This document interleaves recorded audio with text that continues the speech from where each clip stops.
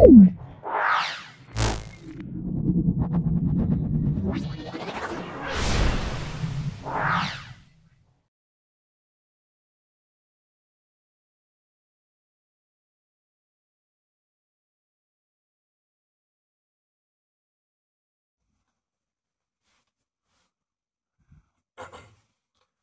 নাও Balurghat high school. চলে এসো Balurghat high school. দেখো একের দাগের প্রশ্ন চলেছে, একের দাগের এক। এসটিপিতে 2.24 লিটার আয়তন অধিকার করে। দেখে নাও অপশান এ বলো, দেখে নাও কি করে হচ্ছে।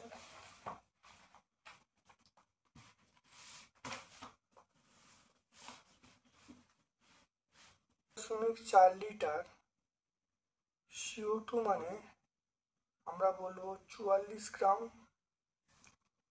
1 লিটার CO2 মানে আমরা বলবো 44/22.4। আর এখানে আমরা বলবো 2.24 লিটার CO2 মানে 44 ইন্টু 22.44 ইন্টু 2.24/22.4। তাহলে 44 ইন্টু, দেখো দশমিকগুলো তুলছি, দেখো দু ঘরের পরে দশমিক আছে, 100 দিয়ে গুণ করবো। এক ঘরের পরে দশমিক আছে, 10 দিয়ে গুণ করলাম, উপরে শূন্যগুলো কেটে গেল, এটা পুরো কেটে গেল। তাহলে 44/10 মানে 4.4 গ্রাম। দেখে নাও, তাহলে অ্যান্সার পেয়ে গেলাম 4.4 গ্রাম।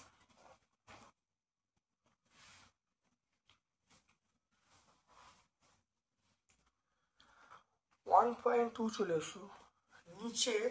নিচের পদার্থগুলির মধ্যে কোনটির তাপ পরিবাহিতাঙ্ক সর্বাধিক? নিচের পদার্থগুলির মধ্যে কোনটির তাপ পরিবাহিত সর্বাধিক? দেখো রূপো আছে, তামা আছে, হিরে আছে, অ্যালুমিনিয়াম আছে।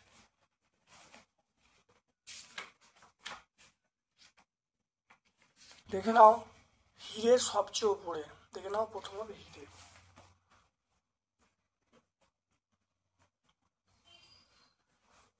তারপর দেখে নাও তড়িৎচালক বল, কার্য আধান, এদের মধ্যে সম্পর্ক কি? আমরা জানি ভি সমান W/Q। এটা কোনাকুনি গুণ করলে W সমান আমরা বলবো VQ। তাহলে আমরা বলবো W সমান, তাহলে আমরা এখানে কি বলবো?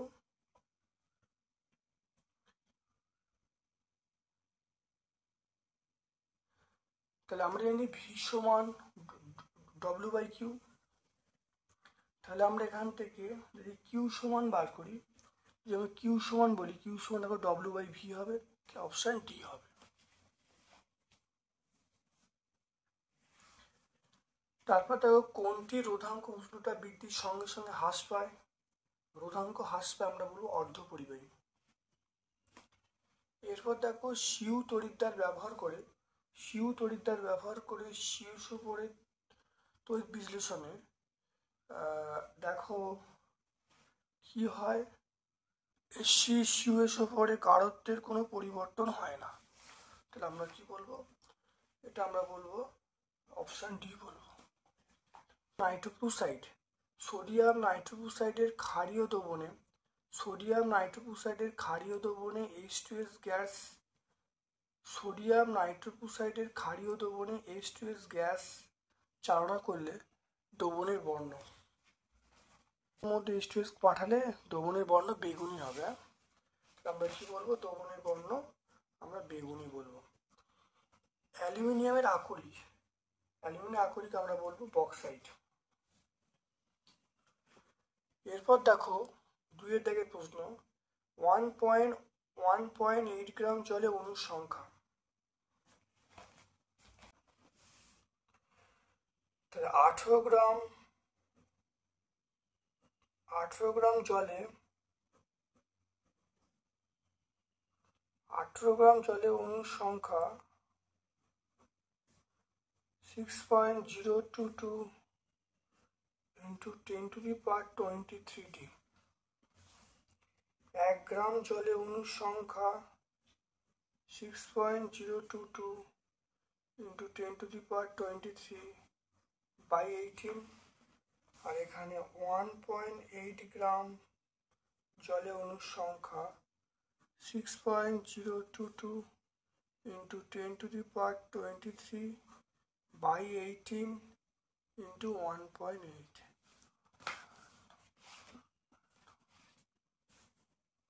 তাহলে 6.022 into 10⁻23, এটা দেখো 18 করা হলো, এটা 18, 10 মিনিটটা তোলার জন্য নিচে 10 দিয়ে গুণ করা হলো। তাহলে দেখো, তাহলে অ্যান্সার হবে 6.022। দেখো এখানে 10⁻20 নিচে 1 আছে, তাহলে 10⁻22। তাহলে 1.8 গ্রাম জলে অণুর সংখ্যা কত হবে? 6.022 into 10⁻22t। তারপর চলে এসো 2.2। 1 মোল CO2 গ্যাসে কতগুলো অক্সিজেন পরমাণু থাকবে? 1 মোল CO2 মানে আমরা বলবো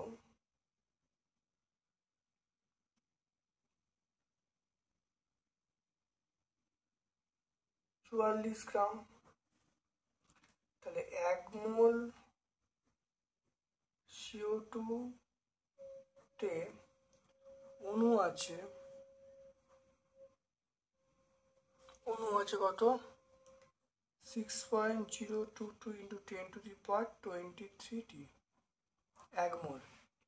আর 1 মোল CO2 তে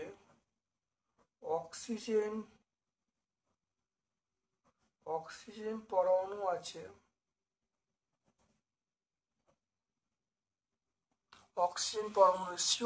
CO2 মানে অক্সিজেন দুটো আছে, তাহলে 2 দিয়ে গুণ করবো।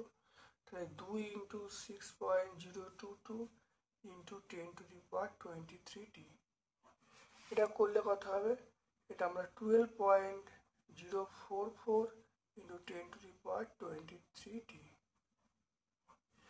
তাহলে অক্সিজেন দেখো কটা? দুটো আছে, তাই 2 দিয়ে গুণ হবে। তাহলে 12.044 into 10⁻23t। দেখে নাও।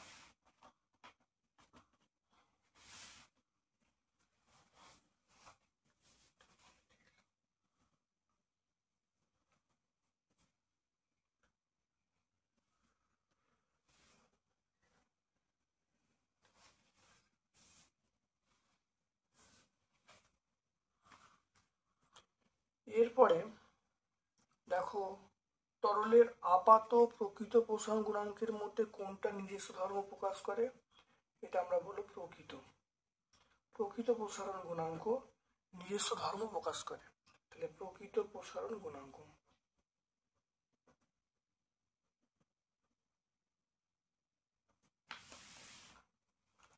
তারপর দেখে নাও, তামার দৈর্ঘ্য প্রসারণ গুণাঙ্ক বলা আছে, কেলভিন স্কেলের মান কত?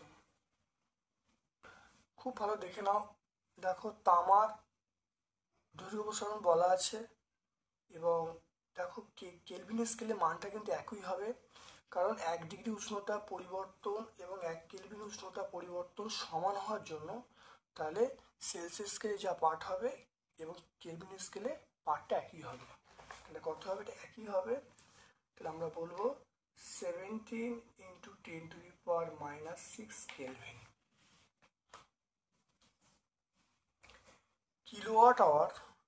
কিলোওয়াট ঘন্টা কোন ভৌত রাশির একক? এটা বলবো তড়িৎ শক্তি, ব্যয়িত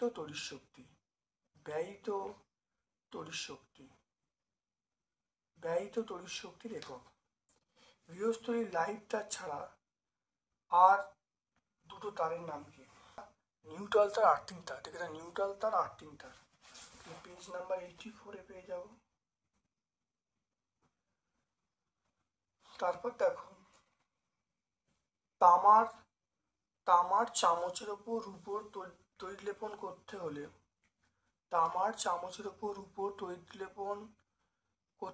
তড়িৎ বিশ্লেষণ হিসাবে কি ব্যবহার করবে?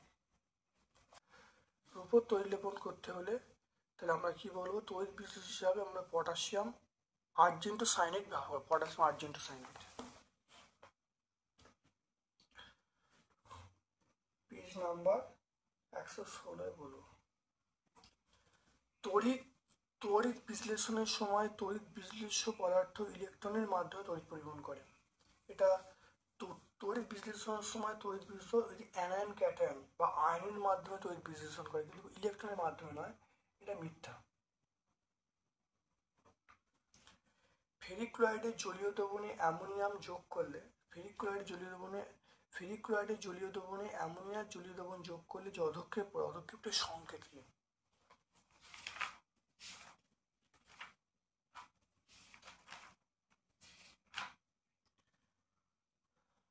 দেখে নাও, ফেরিক ক্লোরাইড দ্রবণের মধ্য দিয়ে অ্যামোনিয়াম দ্রবণ যোগ করলে পদক্ষেপটা হলো FeOH3, এর নাম হলো ফেরিক হাইড্রোক্সাইড। এটা 120 পেজে তোমরা পেয়ে যাবে। আচ্ছা, যে ধাতুটি পিতল ও ব্রোঞ্জে উভয় বর্তমান,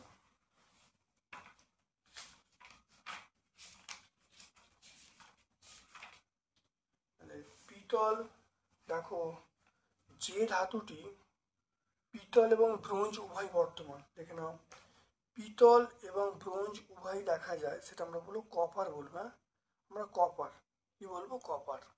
দেখতে পাচ্ছ, পিতল এবং ব্রোঞ্জে আছে কপার।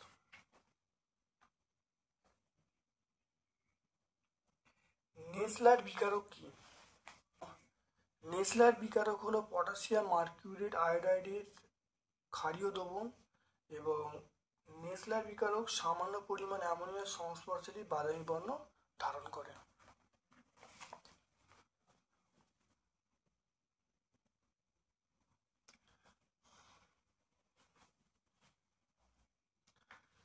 তারপরে চলে এসো তড়িৎ চুম্বকীয় আবেশ সংক্রান্ত ফ্যারাডের সূত্র।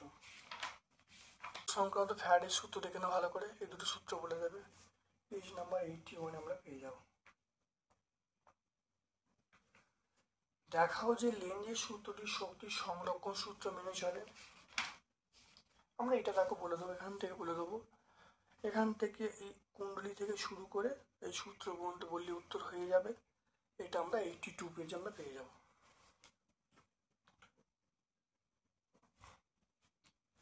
তারপর চলে এসো স্পর্শ পদ্ধতিতে H2 উপর প্রস্তুতির সময় SO2 থেকে SO3।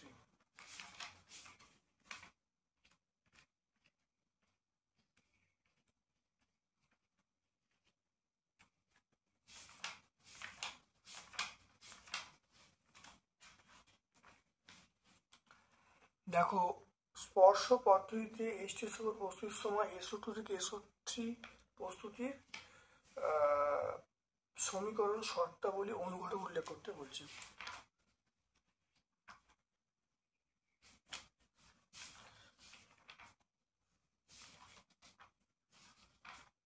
দেখে নাও SO2, দেখো এখানে এটা বলবো SO2 থেকে SO3, মানে এই পর্যন্ত আমরা বলবো। এই সেকেন্ড স্টেপ মানে 2 নম্বর আর 3 নম্বর স্টেপটা বললে এসে যাবে।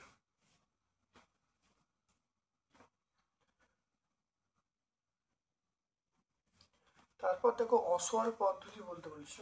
অসওয়াল পদ্ধতি আমরা এই প্রথম স্টেপটা বলতে, দেখে নাও, অসওয়াল পদ্ধতি অর্থাৎ অ্যামোনিয়ার সঙ্গে অক্সিজেন বিক্রিয়া করবে PTRH তারজালীয় অনুঘটকের সাহায্যে 5 থেকে 7 বায়ুমণ্ডলীয় চাপে 700 থেকে 800 তাপমাত্রায় এবং 0.0014 সেকেন্ড ধরে বিক্রিয়া করলে যে যৌগটা উৎপন্ন হয় সেটা হলো NO বা নাইট্রিক অক্সাইড উৎপন্ন হয়।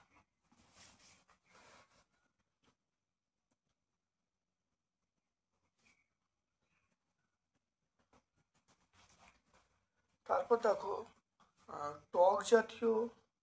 টক জাতীয় খাবার অ্যালুমিনিয়াম পাত্রে সংরক্ষণ করা উচিত নয় কেন?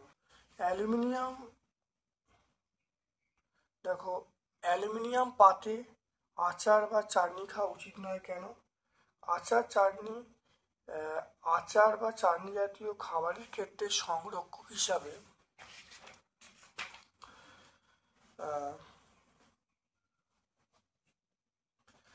সংযোগ হিসাবে আমরা ভিনিগার ব্যবহার করি। ভিনিগার হলো অ্যাসিটিক অ্যাসিড নামক ভিনিগার হলো একটা অ্যাসিটিক অ্যাসিড। অ্যাসিটিক অ্যাসিড অ্যালুমিনিয়ামের সংস্পর্শে বিক্রিয়া করে অ্যালুমিনিয়াম ঘটিত লবণ উৎপন্ন, যা মানবদের পক্ষে অত্যন্ত ক্ষতিকারক। সেই জন্য টক জাতীয় জিনিস অ্যালুমিনিয়াম পাত্রে খাওয়া উচিত নয়।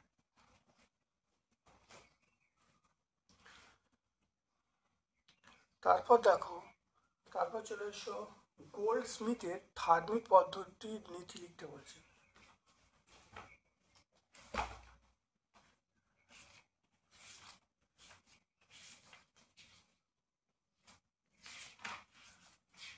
দেখে নাও গোল্ড স্মিথের থার্মিক পদ্ধতি নীতি, এটা আমরা বলে দেবো। দেখে নাও গোল্ড স্মিথের থার্মিক পদ্ধতি নীতি বলতে উচ্চ উষ্ণতায় অ্যালুমিনিয়ামের সঙ্গে এই লোহা বা ক্রোমিয়াম ম্যাঙ্গানিজ বিক্রিয়া করে অ্যালুমিনিয়াম চূর্ণ উত্তপ্ত করলে সেটা হলো অ্যালুমিনিয়াম অক্সাইডগুলো বিজারিত হয়ে যায়। এটি হলো গোল্ড স্মিথের থার্মিক পদ্ধতি। ঠিক আছে, দেখে নাও এটা পেজ নাম্বার 133 আমরা বলবো।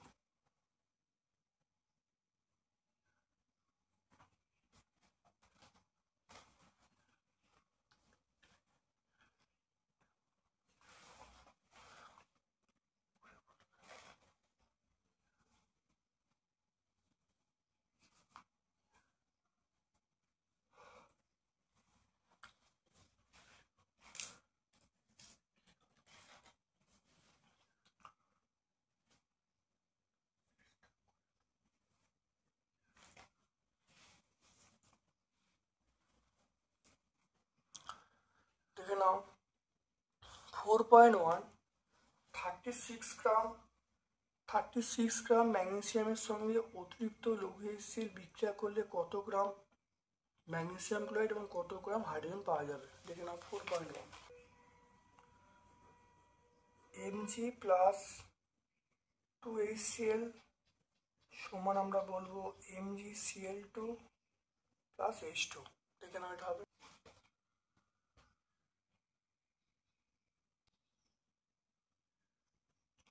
Mg মানে 24 আর Cl2 মানে 2 × 35.5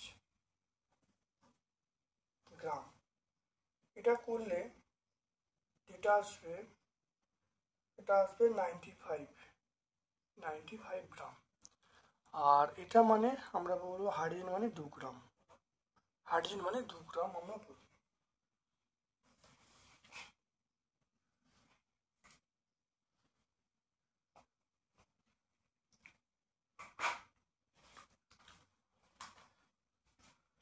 দেখে নাও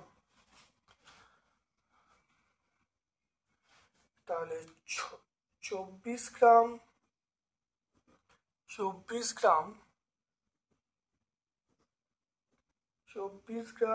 Mg থেকে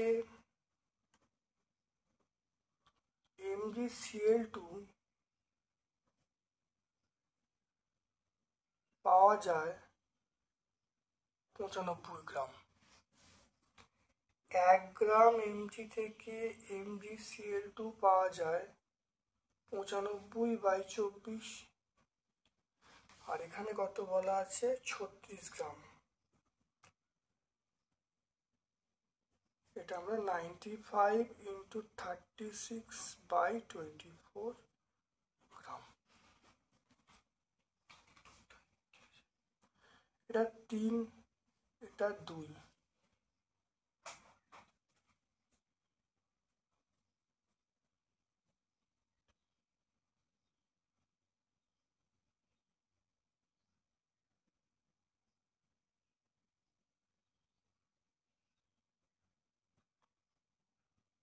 (95 × 1.5) তো এটা গুণ করলে যেটা আসবে তাহলে 142.5 গ্রাম। তাহলে 24 গ্রাম Mg থেকে MgCl2 পাওয়া যায় 95 গ্রাম। একে কত 36 কত করলে দেখো আসছে 142.5 গ্রাম।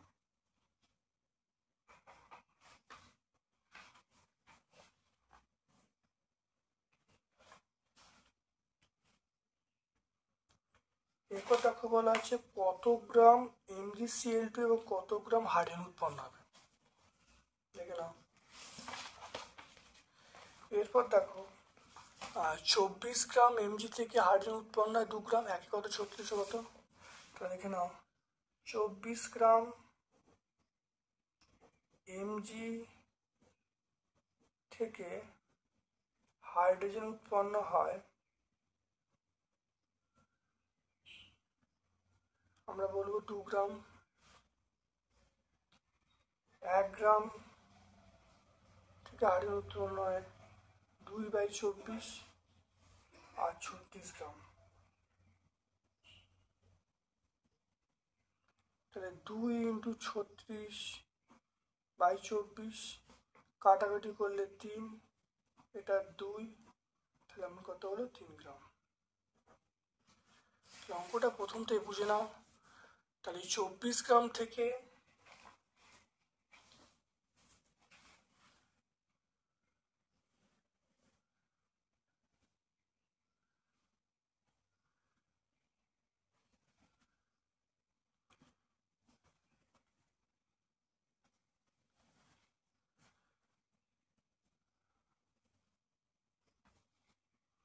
দেখে নাও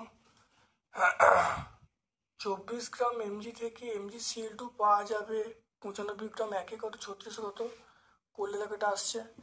তারপর দেখো 24 গ্রাম Mg থেকে হাইড্রোজেন উৎপন্ন হয়, 24 গ্রাম Mg থেকে হাইড্রোজেন উৎপন্ন কত 2 গ্রাম, একে কত আর 36 কত করলে কত আসছে 3 আসছে, দেখে নাও 3 গ্রাম। তাহলে একটা উত্তর হলো 142.5 গ্রাম আর একটা উত্তর হলো 3 গ্রাম।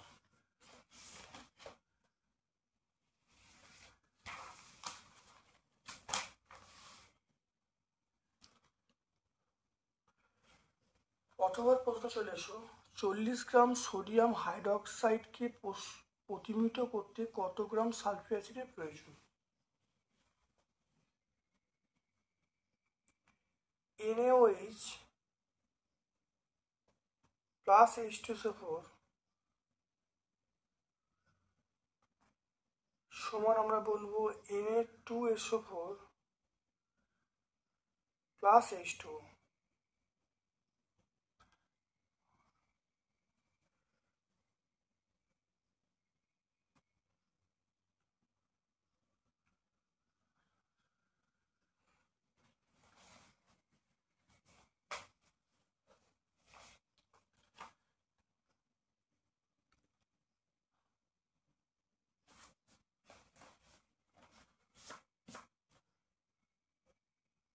তাহলে দেখো 2NaOH প্লাস H2SO4 সমান Na2SO4 প্লাস 2H2O।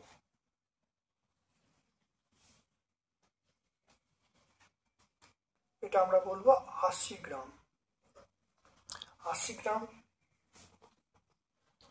H2SO4 দেখে নাও, H2SO4 1 × 2 প্লাস 32 প্লাস 16 × 4 গ্রাম, এটা করলে দেখো 98 গ্রাম, দেখে নাও 98 গ্রাম।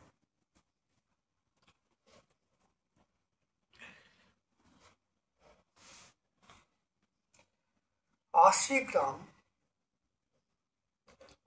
গ্রাম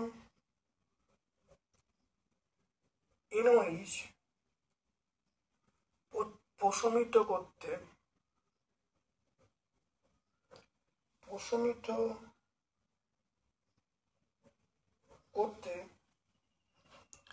দেখো কত 98 গ্রাম। 98 গ্রাম H2SO4 প্রয়োজন। দেখো 80 গ্রাম NaOH কে প্রতিমিত করতে 98 গ্রাম H2SO4 প্রয়োজন। 1 গ্রাম NaOH কে প্রতিমিত করতে এটা বলবো 98/80 গ্রাম NaOH প্রয়োজন। এরপরে আমরা বলবো 40 গ্রাম।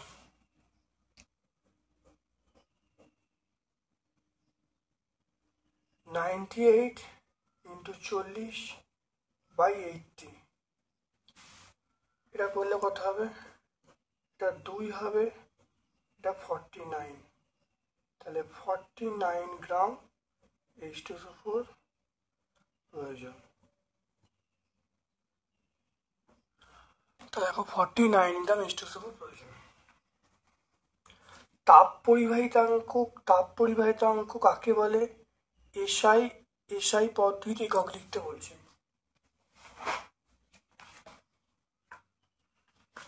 তাপ পরিবাহিতাঙ্কের সঙ্গে এখানে পেয়ে যাবে, এখানে এইটা থেকে দেখো পরিষ্কার বলা যাবে।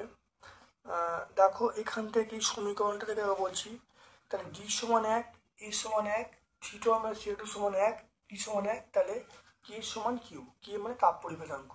তাহলে একক বেগ একক ক্ষেত্রফল বিশিষ্ট কোনো পরিবাহীর দুই প্রান্তে তাপমাত্রা একক হলে একক সময় লম্বভাবে যে পরিমাণ তাপ উষ্ণ পৃষ্ঠ থেকে শীতল পৃষ্ঠে যাবে তাকে আমরা তাপ পরিবাহিতাঙ্ক বলবো।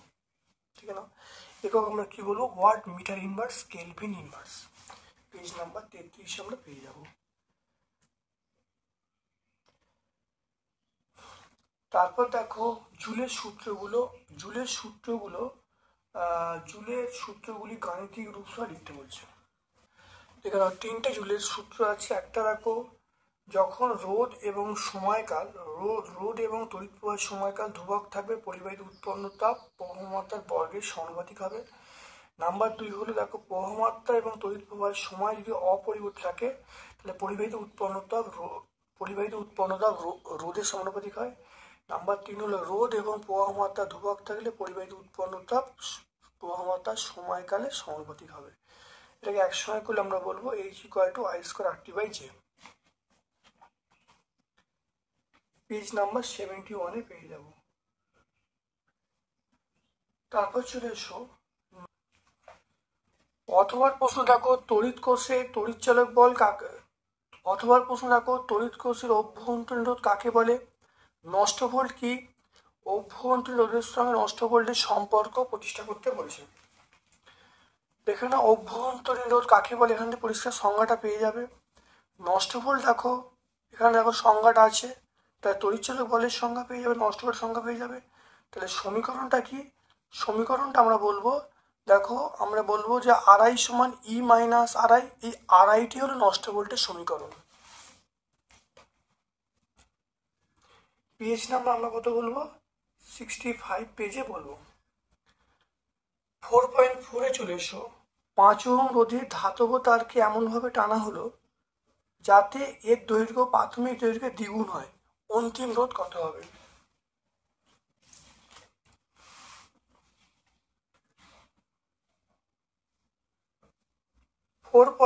চলে এসো।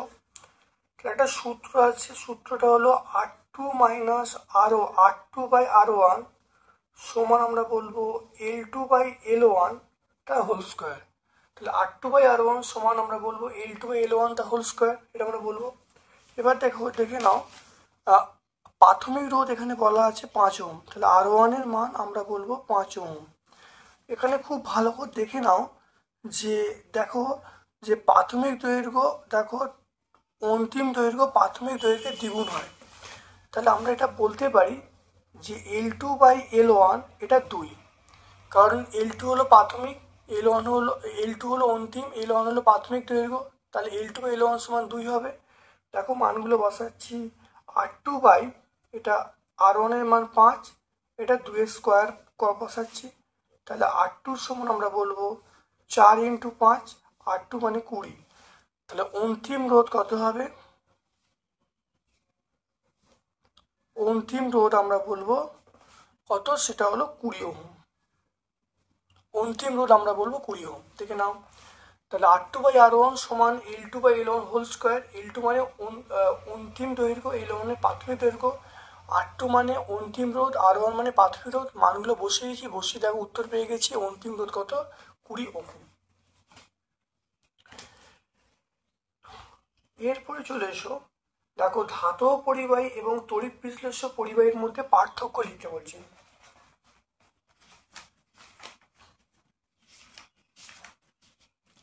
দেখো ধাতব পরিবাহী এবং তড়িৎ বিশ্লেষ্য পরিবাহীর পার্থক্য এখানে পেয়ে যাবে, দেখো এখানে পরিষ্কার পেয়ে যাবে। আর অ্যানোড মাঠ কাকে বলে? এখানে দেখো অ্যানোড মাঠ কাকে বলে, এটাও তোমরা পেয়ে যাবে। তাহলে পেজ নাম্বার 116 পেজ নাম্বার আমরা 113 এবং 116, তাহলে অ্যানোড মাঠ আমরা পাবো 116 আর এটা আমরা পাবো 113।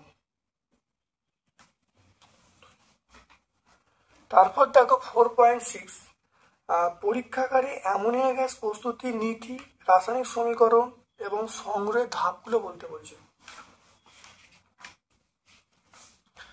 দেখো পরীক্ষাগারে অ্যামোনিয়া গ্যাস প্রস্তুতির নীতি, রাসায়নিক সমীকরণ এবং সংগ্রহ।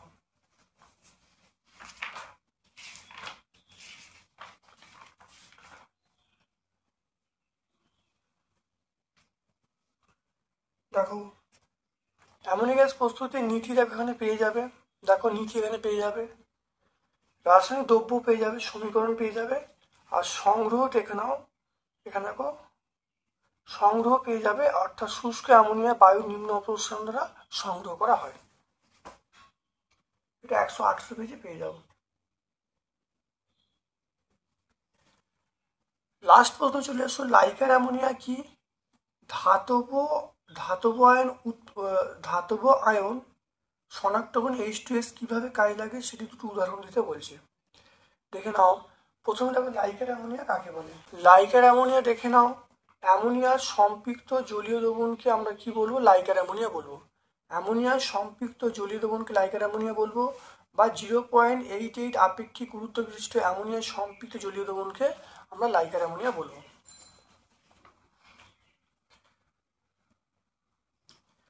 তারপর দেখো ধাতব আয়ন শনাক্তকরণে H2S কিভাবে কাজে লাগে তার দুটো উদাহরণ দিতে বলছে।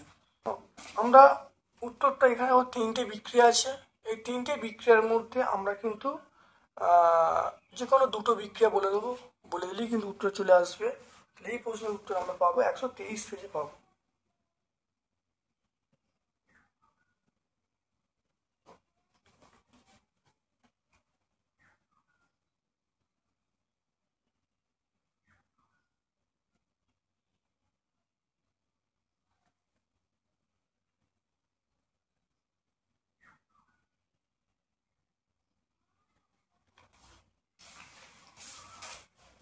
আজকে আমরা এই স্কুলটা সম্পূর্ণ সলভ করলাম।